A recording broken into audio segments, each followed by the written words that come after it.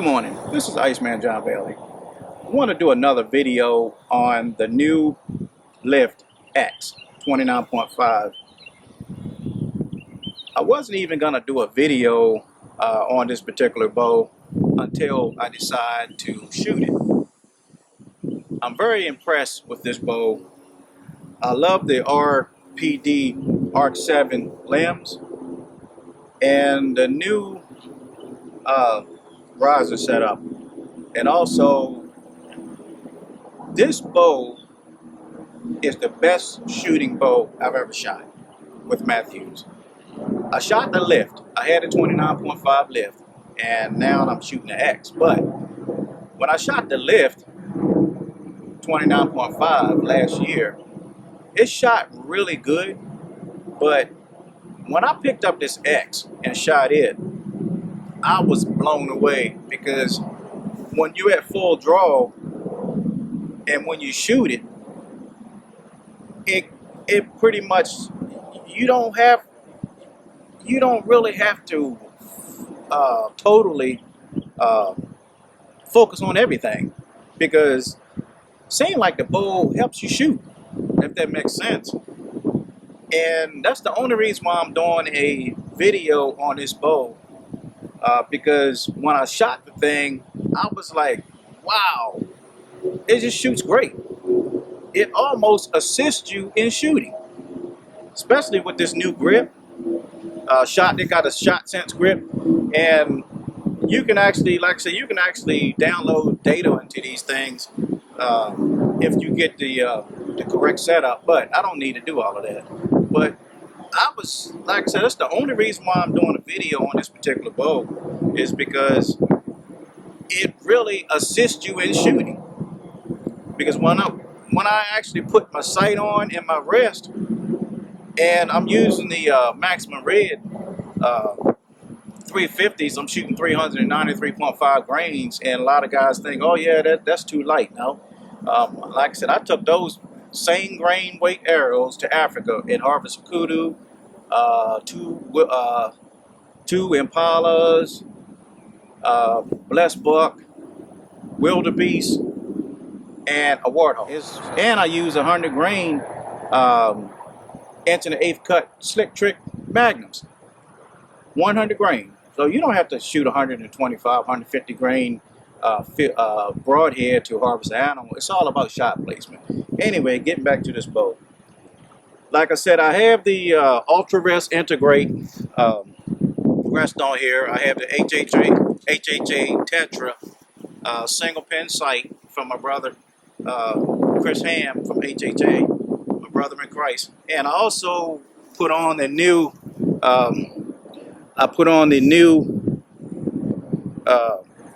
sight light that's rechargeable. I think it's a TYR. I think it's called a TYR. But it's the new rechargeable sight light from HHA. I decided to give that a shot, and I think it's real cool. So anyway,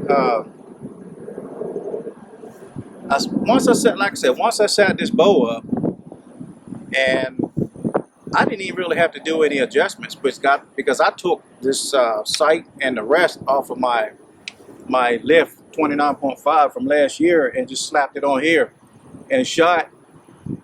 And I didn't have to do any elevation to my sight or my rest. It shot in the same exact location as the Lift. But like I said, the Lift is a sweet bow. The 29.5 Lift is a sweet bow. I shot this X. I was like, man, you don't have to really struggle. Once you get that anchor point and you're looking dead through that peak, then you put that pin on that target, it's done. It's done, because even the floating, I don't even float that much with this bow, because I have the 6-inch Mathews stabilizer on here, and that's all I'm going to put on this bow. Like I said, if you guys know who I am or heard of me, I don't put a lot of bells and whistles on my bow. I just put the necessities, like the quite nice sight, rest, stabilizer. And for years, I was shooting without a stabilizer on some bows because they shot so great. And the only reason why I went back with a stabilizer is because when I went to Africa, I had to make sure that I was on target, especially with those Impalas, because I heard they jumped the string, and I had my Halon 6 in Africa, and the Halon 6 was driving tax. That thing was driving tax, and I'm sorry I sold it, but I should have kept it as a memento, should I say? But I sold it, so everything's for sale nowadays anyway. But anyway, like I said, I really like the finish. It's hard to beat the Mathews finish. My bow is in black, and these the stabilizer is it's a great tool, definitely, especially when you're shooting past 40 yards, because that stabilizer it actually tilts that bow forward to give you more of a true shot. And also this grip, this shot sense grip, it's really sweet, because even when they changed the grip on the verdicts, I thought that was a sweet grip. And some guys shoot without a grip, but I really like this shot sense grip. And really, when you're at full draw, just don't squeeze the grip. Just have that have the grip sitting in the pocket. Just have it sitting in the pocket of your hand, and it'll pretty much fly true just about every time. Just don't over torque that grip. And also, when you're at full draw, this is what I do when I'm at full draw. And it took me a few years to, well, I ain't gonna say a few years. It took me years to actually just get this in my brain. When I'm at full draw and I got my true anchor, and once I have my true anchor, I'm looking dead through that peep sight. And once I'm looking dead through that peep sight, I don't focus no more on my anchor, because I'm solid. I'm solid right there. And then I focus on my pin. Wherever I put my pin, that's where it's gonna go. I mean, quite naturally, you want your pin to be centered of your peep sight, but as soon as I'm dead center with that peep sight in my eye, that's when I put that pin right where I want it to go. And that's exactly where it goes. But also standing, I don't stand completely sideways. When I'm at full draw, I'm always standing like maybe like a 5-degree, 10-degree angle, where it keeps the string away from my arm. But like I said, once they came up with these wide limb pockets, that really helped shooting the bow better, because when you have skinny limb pockets, you got to really be careful, and sometimes you got to bend your arm so that string won't slap your arm. But by having these wide limb pockets, like on this bow, back to the Halon 6 and the verdicts and the triax,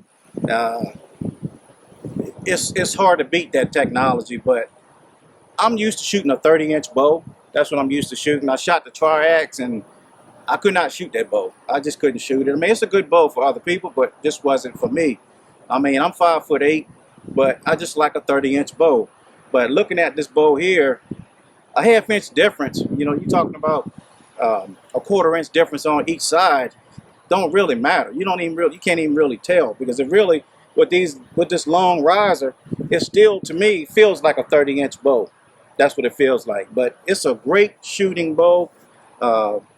And I have no idea what Mathews is going to come out with next. And I keep saying that. Maybe they're going to get to the point where they're going to be shooting bows with lasers. I don't know. But when they do that, I won't even be here on Earth. I'll be dead and gone, or caught up in the rapture or somewhere. But anyway, home run. And I keep saying that over and over again, even when I did a review on the verdicts. I keep saying, what are they going to do to improve a bow to make it better than the last bow? And I was amazed on this particular bow. And like I said, they have the new strings. These new match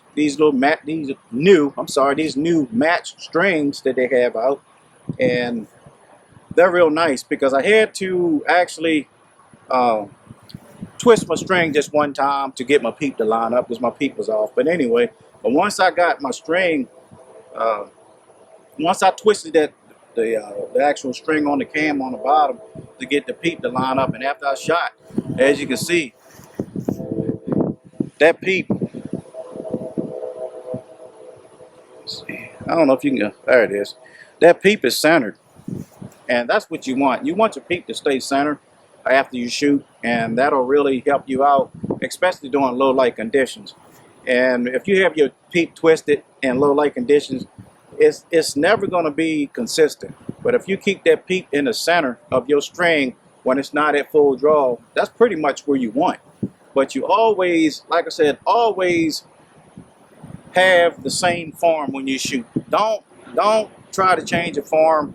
And that happens to some guys that's just getting into bow hunting. But find your form, find your correct form, and shoot the same way every single time.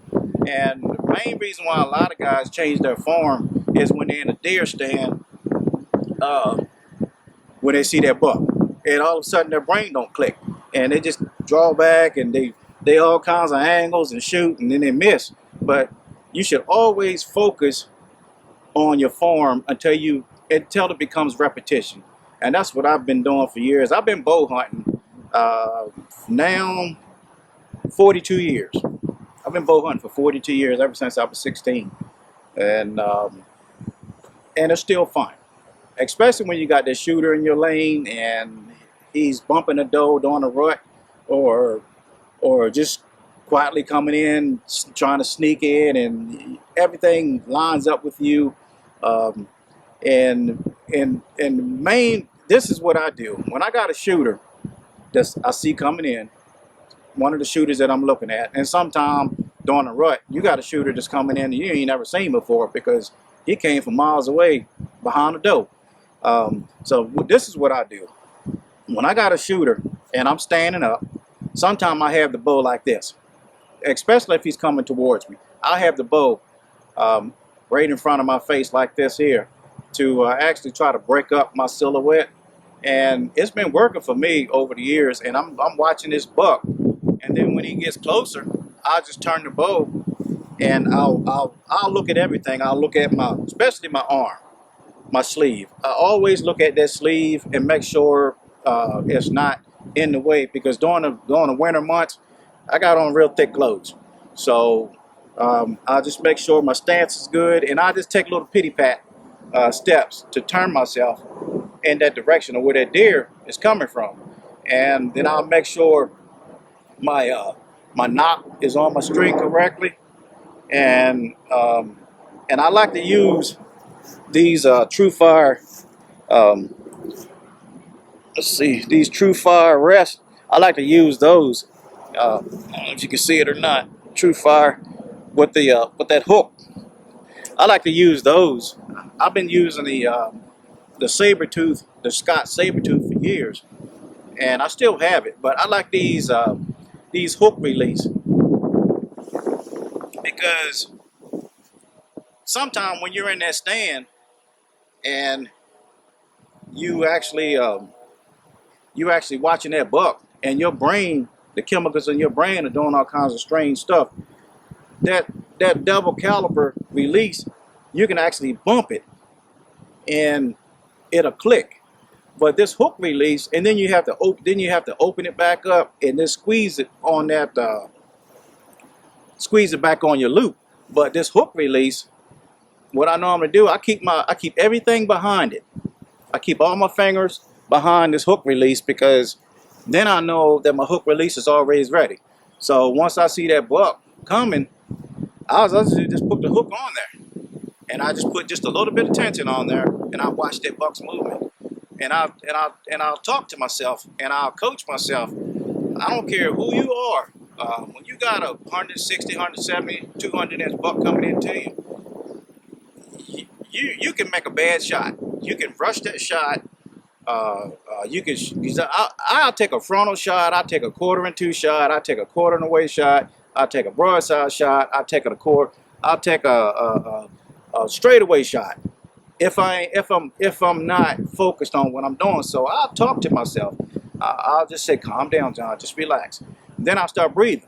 That's a lot of things. That's the most fundamental thing to do with a bow, even with a gun, is you have to breathe. You have to inhale. You have to exhale. You have to inhale. You have to exhale.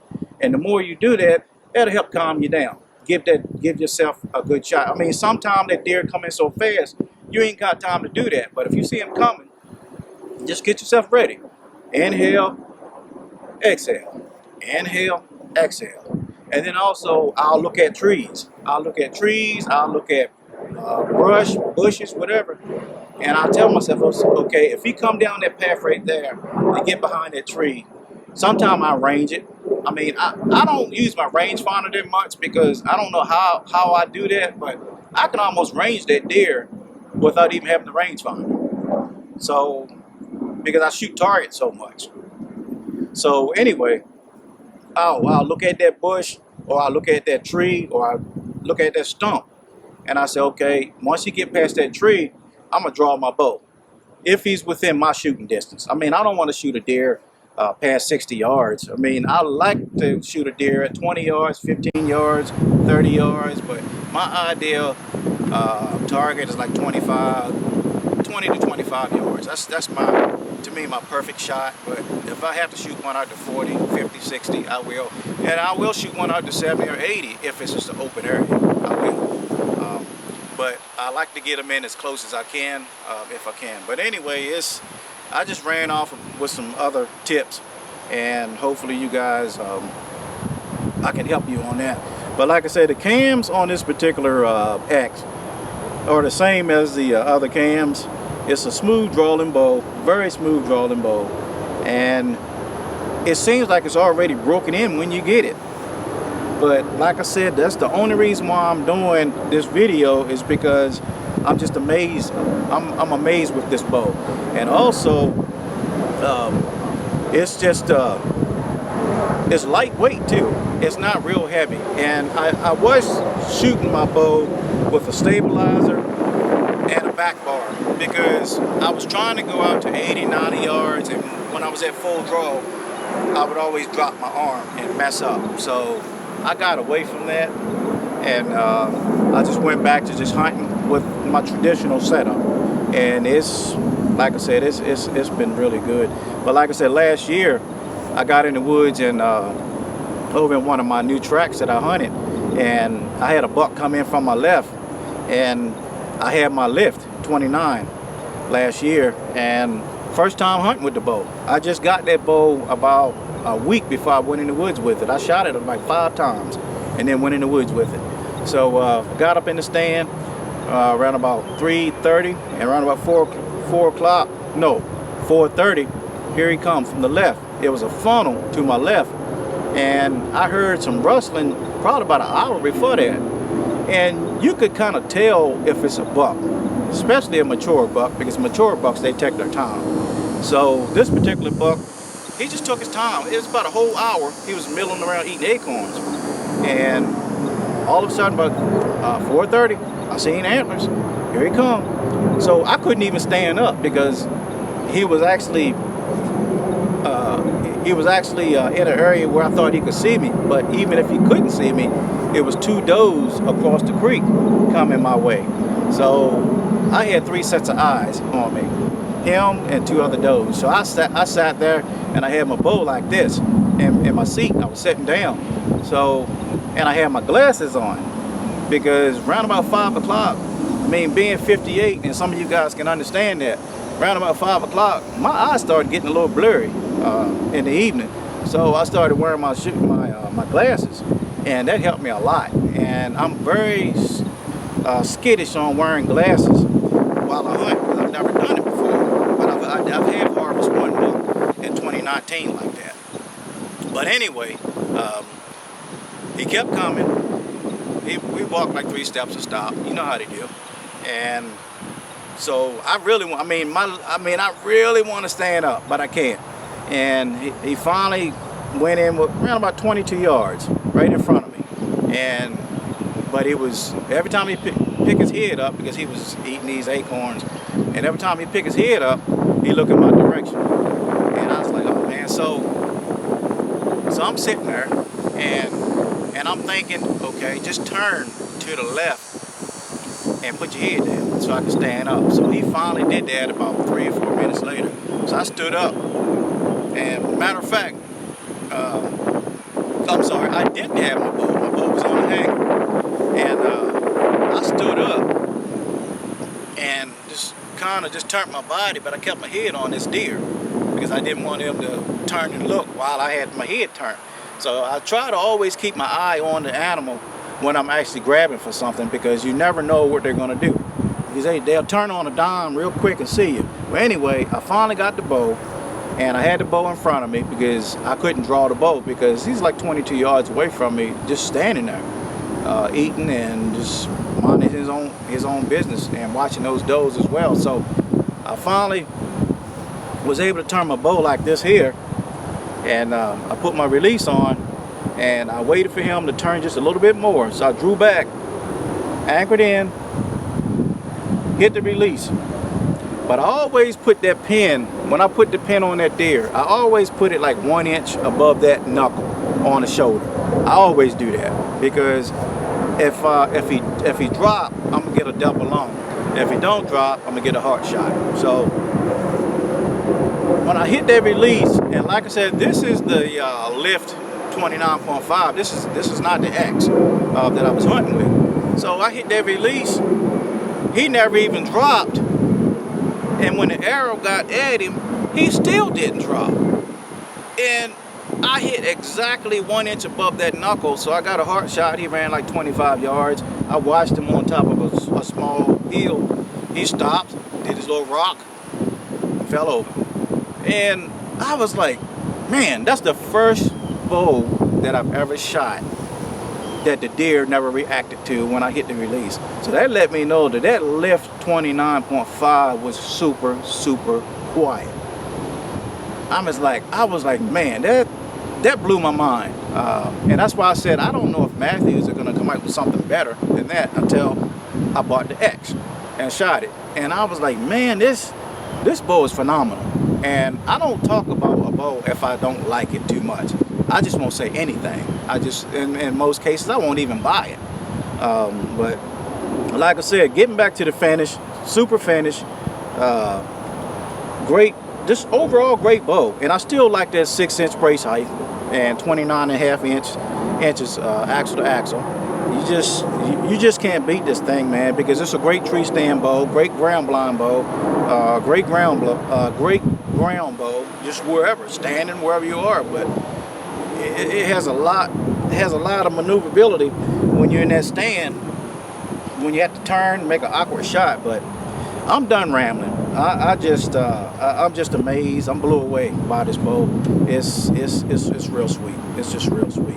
But anyway, let me leave you guys with this. If you don't know Christ as your Lord and Savior, I just ask you to get to know him, because time is definitely winding up. We're definitely in Sodom and Gomorrah once again. And it's a sad, sad time in the land. I mean, you see same-sex marriages, people committing adultery, just mean people, just road rage and shooting people and all kinds of stuff. So we definitely in this end time, and it won't be long where people are gonna get caught up to meet Christ in the air. It's coming, and it's definitely soon. And I know Jesus' second coming, no man knows the day nor the hour on his second coming. But on the rapture, I still don't think people know. That's just my opinion. Why would God tell you the date that he's coming so you can straighten up the day before? So that's just my opinion. I just don't think he's going to tell people when he's coming back. I just think he's going to come back like a thief in the night, like he did, like he said he would. Just confess with your heart the Lord Jesus, that God raised him from the dead, and you shall be saved. And that's Romans 10:9. You shall be saved. But like I said, just get to know Christ. He will come into your life, clean you up, just keep you on the straight and narrow, bless you, because when you bless him, he will bless you back. And trust in him. And that's one thing he loves. He loves when you trust him with your whole heart. And he will bless you just unimaginably. He just will bless you. Well, anyway, you guys take care. And sorry for the long time for not making a video. I just took off from hunting about 2 years. Just gave it a 2-year break because I just had to get some things straight within me. Just had to get regrounded because I got too busy even for God. I got too busy, and I admitted that, and I repented for that. But anyway, God bless you guys. I hope y'all have a safe season this year, and also I hope you have a productive season. God bless you. Iceman signing out. Take care.